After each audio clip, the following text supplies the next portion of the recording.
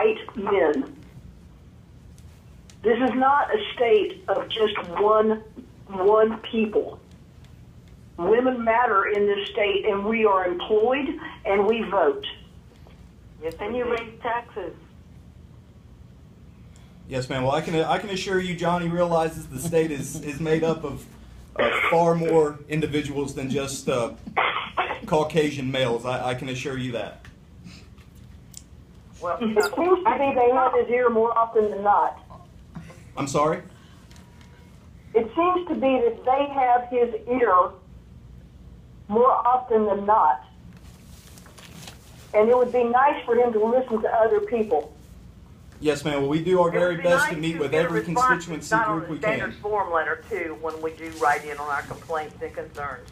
All right, so is there someone else who needs to speak who's also from Georgia? We need the Georgia contacts on the line speaking. I want Barbara Tillman to go next.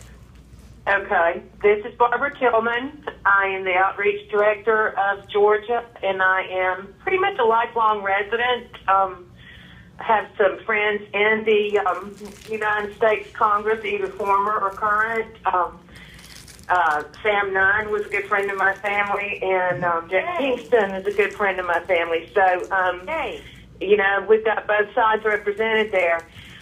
My biggest concern is that over the lifetime of her career, a woman can expect right now to earn about $423,000 less than a man, using the current ratio of average male to female pay. That's a lot of money. That's a retirement account for a working mother, let's say, who doesn't have any other sources of income. That should really be getting everyone's attention, especially this baby boomer generation, because we're all retiring right now, and I know a lot of us could have used that difference in pay. Excuse me just a minute, Malcolm. I'm sorry, I have a 5-year-old who's competing for my attention, but I'll take care of that. Also, it's much more likely for a woman to slip into poverty after a marriage breaks up, let's say. The average man's lifestyle goes up around 32%, and the woman's is exactly the opposite. Her income and what's available for her in terms of child care and that sort of thing, her standard of living drops by 32%. I tried to get that out, and I'm sorry I stumbled a little bit. No. These are things that are really affecting poverty. There's a ripple effect. It does to the standard of education, because we all know that Title I schools are generally filled with children who live near or below the poverty level. It has an impact across Georgia's economy that I don't have enough time to go into to stress to Mr. Isakson just how incredibly important it is to level this playing field and for the first time in forever get women on the record as being equal to men. The symbolic importance of that cannot be overstated. Yes, ma'am. Anyone else from Georgia? Georgia? And I'm more than happy to listen to people from other states as well. Oh, we will. We're going to get to Georgia first. Okay. Yeah. Can y'all hear me? Can y'all hear me? Yes. Yes. Yes, we can hear you. Okay, good. Okay, just to add more anecdotal tales to what Barbara said, I academically studied science, and while I was at the university, I was welcomed with open arms into the department and felt pretty much like an equal. But once I graduated and went into business and science, it changed completely. I had all these pie ideas that, yes, We have won the fight. We have not at all. And it was persistently paid less than other men. And not treated with the same kind of respect. You can't legislate respect, but you can equal pay. And whom was that who just spoke up again? That's Ann Rogers. All right, thank you, Ann.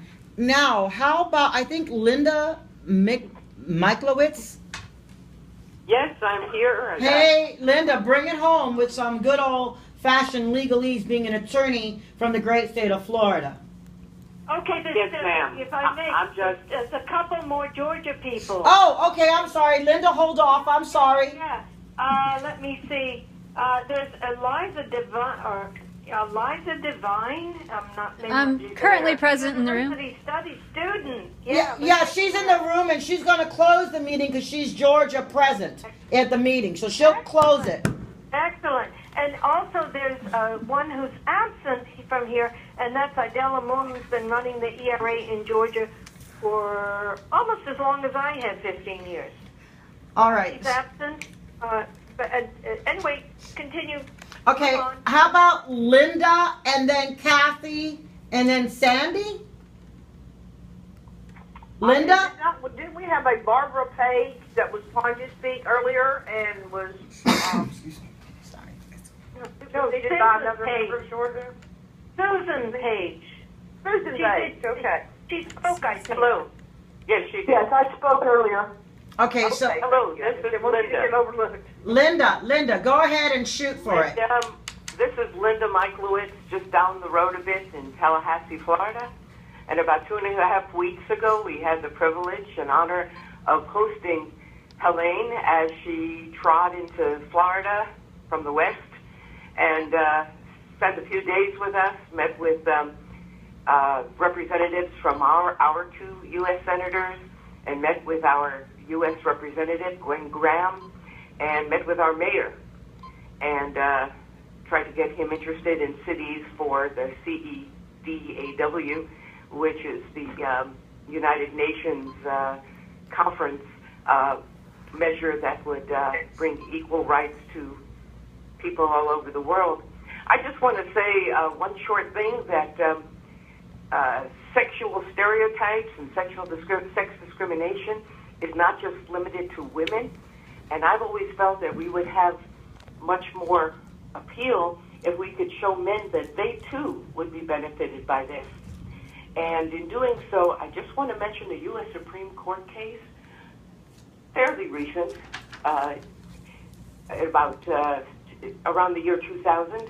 It's Nguyen, Nguyen, versus INS, which is Immigration and Naturalization Service. And to make it real short, here is a father who took his child as an infant to the United States, having been born in Vietnam, raised the child here. Child didn't know his mother or his mother's family or even spoke the language. Assumed the boy was an American citizen. The youth at 18 got into some trouble with a misdemeanor, and suddenly he was facing deportation proceedings by INS.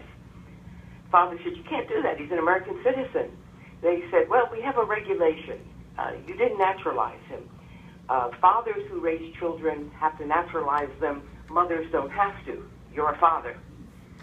And so it went to the courts on a sex discrimination claim, made its way up to the U.S. Supreme Court. And, you know, I estimate that half the sex discrimination cases that come before the Supreme Court are brought by men. And they don't always do so well, as in this case. So the Supreme Court held that, yes, it is somewhat of a sexual stereotype, but will allow it. And INS may require that fathers naturalize their children, whereas mothers don't. So the sad ending is the 18-year-old young man was deported to Vietnam, to a land that he didn't know, where they spoke a language he didn't speak. And had there been strict scrutiny that the courts could have used, that would be required with an Equal Rights Amendment, when women are written into the Constitution, and men, because it just talks about discrimination or equal protection shall not be denied on account of sex, meaning both genders. Yes. Had that been in Equality for all.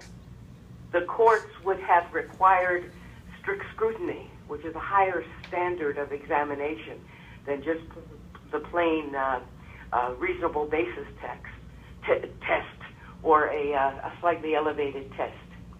So that's why we need ERA for everybody. As she said, it's for equality for all. And we need it yesterday.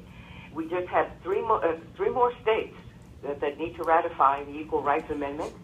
Georgia is one of them, so is Florida. And we can get this enrolled in the Constitution where it should be. So I urge the senator to do what he can to influence the state legislature, but also what's really important is this SJR 15, the joint resolution along with the House resolution, which is 51. It's great if you're dyslexic, 15 and 51. This will remove the arbitrary deadlines for ratification of the Equal Rights Amendment. And there are a number of state legislators who have said that they would push this in their state legislatures if the deadlines were removed. At this point, they think the deadlines are determinative. So if we can get Congress to repeal the two deadlines, I think we'll see ratification pretty soon. And thank you for your time. No, thank you. I'm glad to be learning about the subject. I'm sorry that I'm not very caught up on that certain resolution, but can somebody maybe... We'll get you there. We'll move you there. And I'll make sure to follow up with our legislative staff that handles this topic as well, but can somebody maybe explain to me, I guess, the deadline issue? I think Sandy will cover that when she speaks, because Sandy's been around for a while. Okay. And I think we have Kathy. Kathy, are you here? Kathy. Yes, hey. Hey, Kathy. Now you got to bring in the punches and knock this guy's socks right off. Not literally. Well, there's Betty. Hey, listen, hey. Oh yeah, and then there's Betty. And there's a lot of women on this call. That's good. Senate, please. We're talking over each other. This is Kathy. I'll go on. Thank you, Helene, for organizing this teleconference. I think these are really making a big difference throughout our country. Thank you, Ryan, for having us today so that we can, advocate for this important amendment. And Ryan, I just want to throw out a number here that might surprise you. 73% of Americans think we have already ratified the ERA under the U.S. Constitution. They think it's there. However, it's not. It did not get ratified. Yes, it was passed out of Congress in the Senate in 1972, but we fell 3 states short of ratification in 1982. Mm-hmm. And then there are some people who believe we don't even need an ERA. They think that the Equal Protection Clause in the 14th Amendment would guarantee men and women equal rights, but they're wrong.